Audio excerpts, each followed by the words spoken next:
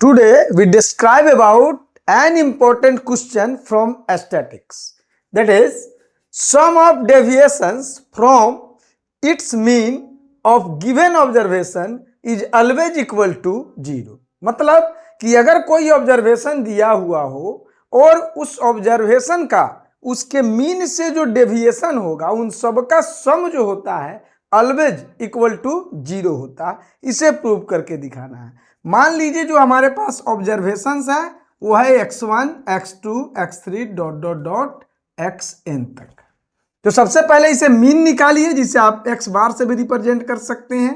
वो होगा x1 plus x2 plus dot dot dot xn by n, यानी sum of observation by number of observation, यानी n x bar is equal to हो गया x1 plus x2 plus dot dot dot xn।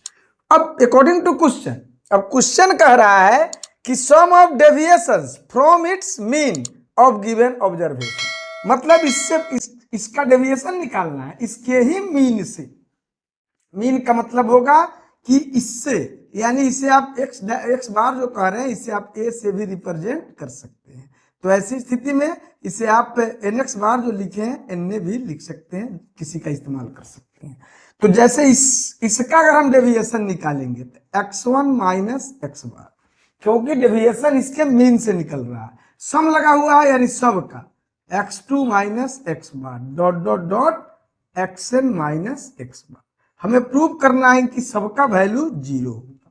तो जाहिर है कि सबको अगर सेपरेट करें तो x1 plus x2 plus dot dot dot xn minus x बार जो है कितने टाइम्स आएगा, n टाइम्स। तो जाहिर है कि n x बार। अब इस पूरे का वैल्यू देखिए, आप ऑलरेडी निकाल चुके हैं, x1 से लेकर xn तक का जो सम है वो आता है nx बार। तो इसके जगह पर आप लिख दीजिए nx bar minus nx bar, it is equal to 0। Thanks.